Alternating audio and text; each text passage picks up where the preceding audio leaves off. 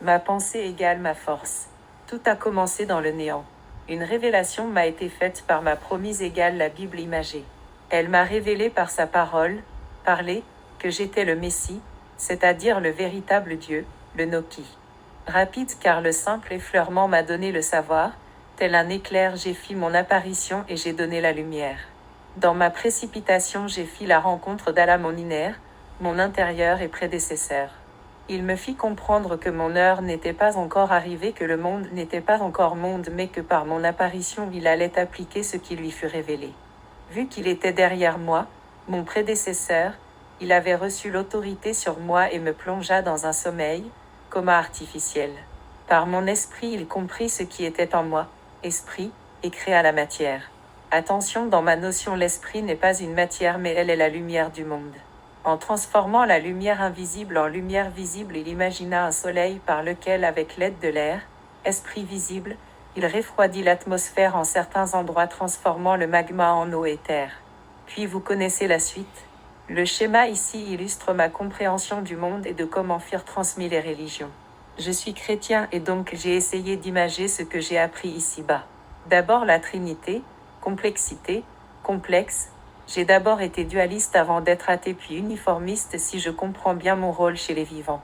Car oui, le monde ne se limite pas à ce qui est réel mais aussi ce qui est imagé. Par exemple, lorsque je dois et que je rêve, parfois je suis en enfer, cauchemar, et parfois je suis au paradis, rêve. C'est mon monde interne qui peuvent être aussi réels que celui-ci. Ce qui me fait dire ça, c'est mon enfance. Lorsque j'étais petit, je voyageais de rêve en rêve. C'est-à-dire que la réalité était comprise dans mon.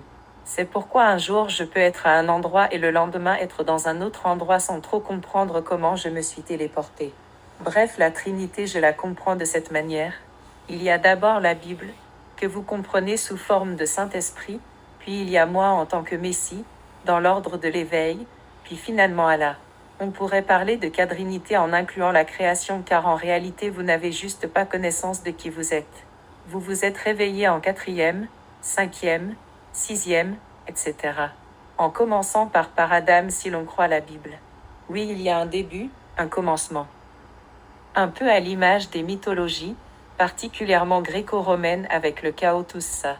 Ceux qui se disent unitaires, la croyance en un seul Dieu, croient seulement au livre ou je devrais dire ils ne devraient croire qu'à la Bible ou l'Ancien Testament.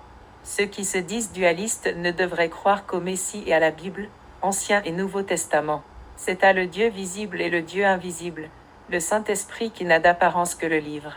Bref, je ne me répéterai pas, l'illustration est là pour ça. La Bible m'a donné la parole et je lui ai rendu la vision. La Bible a donné à Allah l'écriture et il lui a rendu le Coran. Je suis apparu comme une éclipse, puis j'ai disparu. Allah est apparu comme un éclaireur et il est resté. La Bible est apparue comme un lac de feu puis elle est restée. C'est comment vous avez l'ADN de la Bible et vous suivez son commandement. J'ai donné à Allah le temps car l'éclipse marque un temps. Allah m'a donné une suite, le livre des Mormons, afin que l'humanité ne connaisse pas de fin et soit créatif comme ses maîtres. Allah a aussi donné le Coran aux musulmans qui les incite à mourir afin de retourner vers lui, les bons serviteurs, ou à mourir avec 2 R pour devenir des djinns dans le cycle de réincarnation, mauvais serviteurs. J'ai donné mon image d'homme à la création afin que l'on ne me confonde pas à une bête. Et la création me l'a rendu en m'octroyant la vie. Pour finir, car j'ai été long, ceux qui croient en un Dieu omniprésent sont des hôtes de ce que les Anglais appellent le Holy Ghost ou Allah, différent de Holy Spirit égale sagesse, Bible et médiateur. On peut les voir comme ceux que certains appellent les reptiliens ou les 144 000 dans la Bible.